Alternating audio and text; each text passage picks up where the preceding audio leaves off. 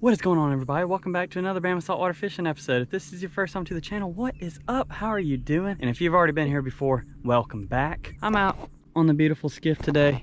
I got a crap ton of different artificials, and we're just gonna do some simple fishing. It is in the middle of the day, so it's kind of hot. It's not as humid as it is in the summer. So you can hear the osprey chirping. I see tons of bait busting. I'm gonna go ahead and start fishing. I'm actually gonna start by using some Berkeley Gulp soft plastics. I have a 3-inch white shrimp, which I usually do really well on. And this is all it is. It's just a really stinky, soft artificial shrimp. I'm gonna take this and put it on a 1/4 ounce jig head, which is my favorite type of way of fishing them. And you just rig it really simple. Go through the nose, come out of the back, make sure it's straight on your jig, and that's good to go.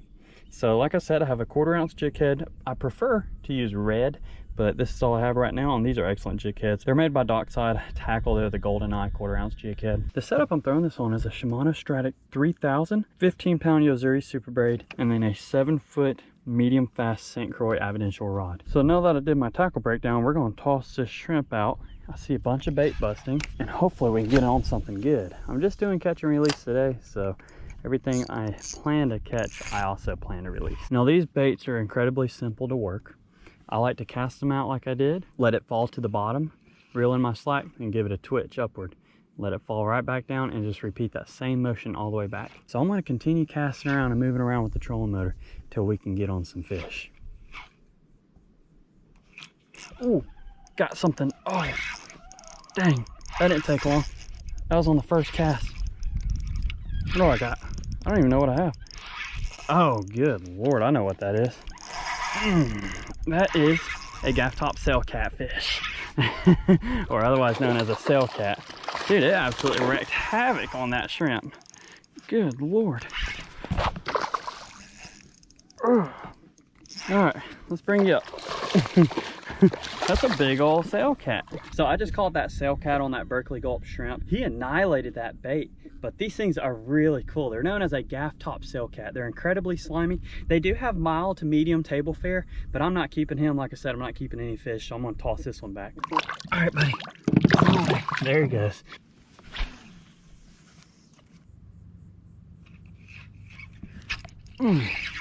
Got something. What do I have? What are you?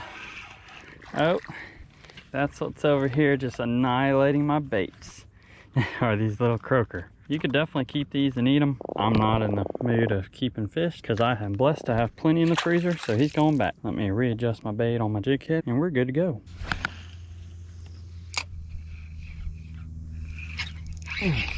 Got another one. What is it? Oh, that's actually a little white trout. These you can also eat too. He's a little smaller than I would eat. This is a white trout, sand trout. They have different names, but we're gonna throw him back, or well, he's gonna go back anyway because he just jumped. But cool little fish. And there's no limit on those white trout either, but you got to make sure it's not a speckled trout. Very distinguishable. All right, just landed that little white trout. Like I was saying, they don't have a limit to them, but they have really yellow fins. They're all classified kind of in the same family. That one's a sand trout, but there's another fish while I'm talking. Got another fish here, but you want to make sure that it's not a speckled trout, which is pretty easy to do.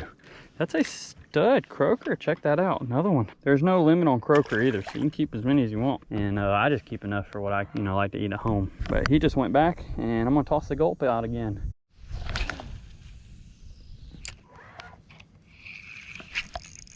Got something good.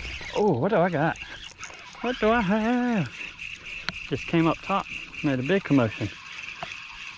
Hey, little trout. Heck yeah, dude. Oh, not so little. That's actually a good trout. All right, just caught this nice little speckled trout on the gulp shrimp, so I'm gonna get it back in the water. But a pretty fun trout to catch, and he is gone. That's what you want. You want him to swim away and be healthy and lively. Okay, just caught that nice trout. That was a speckled trout, or spotted sea trout. They have a few different names, but I just call them speckled trout. Had to put on another gulp bait because they got torn up. Like I said, you go through these baits pretty quick, but they're just really effective at finding fish as a soft plastic. Ooh, and there's another fish. Just as I was talking, that might be another croaker. Yeah, that's another croaker, so toss him back. All right, buddy, there you go. All right, we are in a croaker sanctuary right here. That is crazy. It's that time of year for some pretty big ones though. I caught a pretty nice sized croaker. It was about 14 inches at the house the other day.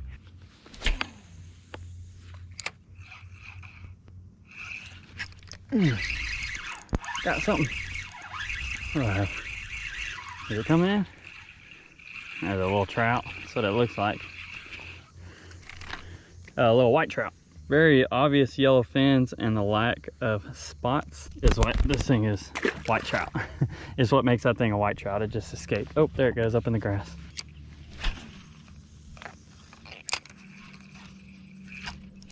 Oh, I got something good. What do I have? Come on.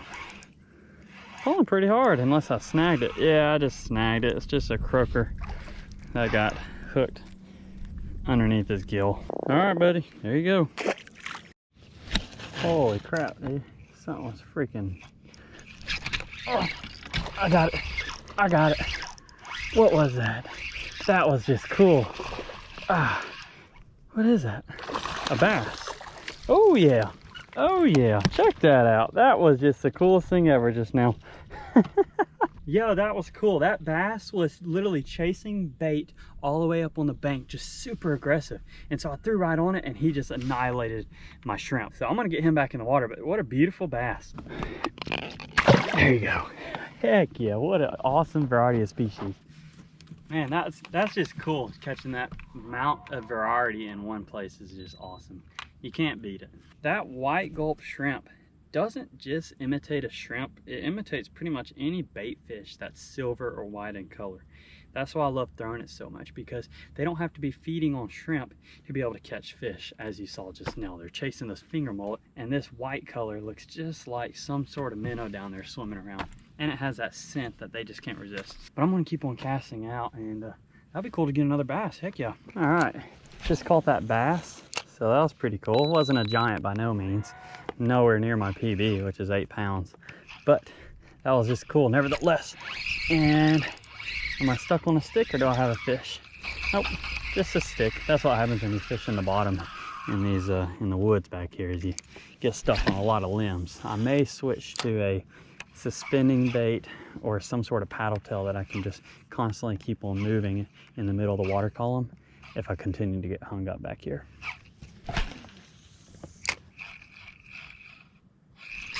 There's a fish. Oh, it is just small and spinning in circles. Could be another little croaker. What are you? Yeah. Dang, these things are way back here. I'm a croaker magnet today. There you go. I am going to switch baits because I'm getting into the woods to where getting hung up a lot. So I'm going to switch to my Jackal Rhythm Wave here. And this is my Jackal Rhythm Wave on an Owner 1/16 ounce darter jig head. And I'm switching to a bait that I can just keep suspended off the bottom and just swim it back to me without having to worry about getting hung up.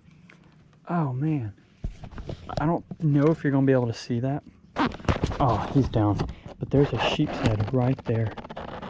That is a sheep's head, not a black john. I've caught plenty of sheep's head. I don't know what they look like. Just munching on some barnacles back here. This is where they go in the summer. They come back to these marshes and stuff and hang out until winter and spring when they start moving on to bigger structure, getting ready to head out in the Gulf. But that was cool. That was a decent sized sheep's head.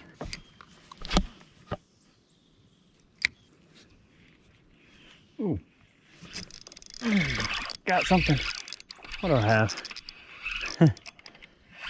On the light rod is always fun to catch any type of fish, no matter what size it is. But that is a beautiful trout, man. Heck yeah, dude. I'm so excited about that one. Check out how beautiful that trout is. So he choked on that bait, but it's not hooked in the gill, it's just hooked in the side of his mouth, so I'm going to be able to get it out without hurting this fish. All right, just caught this beautiful trout. Oh, there it goes. So I just caught that speckled trout on this Jackal Rhythm Wave 2.8 inch, and I'm just throwing this on a Owner's darter jig head. This is a 1/16 ounce jig head. They're very pliable baits, so you can go through a lot of them pretty quick around toothy fish, but that's also what gives these baits their action. All right, just caught that really nice speckled trout. I'm gonna cast back out and see what else we can find around here. So that's pretty cool, catching a few trout and bass croaker, and white trout, and then gaff top shell cat. What a variety. Ooh, there's another fish. Ah. What is there, another trout? Yeah. Oh, and he's gone. So I'd rather not net these fish for that reason, because I'm releasing them and they're pretty small. So the less I can hurt their slime coating, the better, and their tail. That's why I don't net these fish. Jackal Rhythm Wave putting in work on some trout. Just got into a little school of them. They're all small, but it's still fun on the light rod. All right, I've reached my limit of where I can go. There's a bunch of laydowns in front of me. I could probably get through that, but I don't want to risk it, especially today. But I caught a good amount of fish, so I'm gonna head back, try another spot, and see what else we can get on. It's pretty maneuverable, and that's what I love about it, because I'm in a tight little creek here. I'm just gonna use the trolling motor to get me out. Check that out. Can't do that with a bigger boat, tell you that. Oh, there's a bunch of bass cruising the bank. They're just way tucked up in there in that cover. So there are not too many boats capable of doing what I accomplish in this boat. It's pretty cool being in a real nice boat and able to still come back where I can take my kayak practically, but I get to stand up, walk around, and have more storage and fish the same waters my kayak would go in. But we're gonna go somewhere else and try some fishing today. We've caught a variety so far. Stay tuned and see where else we go and what else we can get.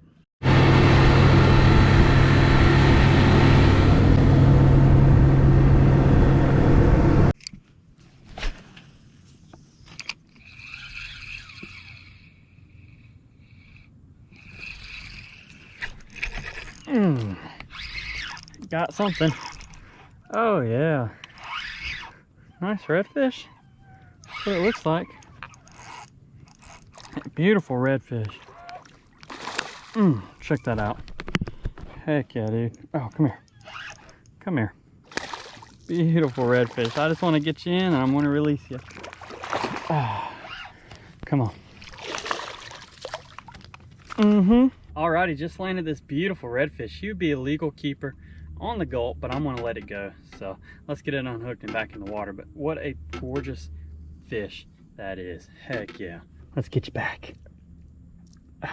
What a beautiful fish.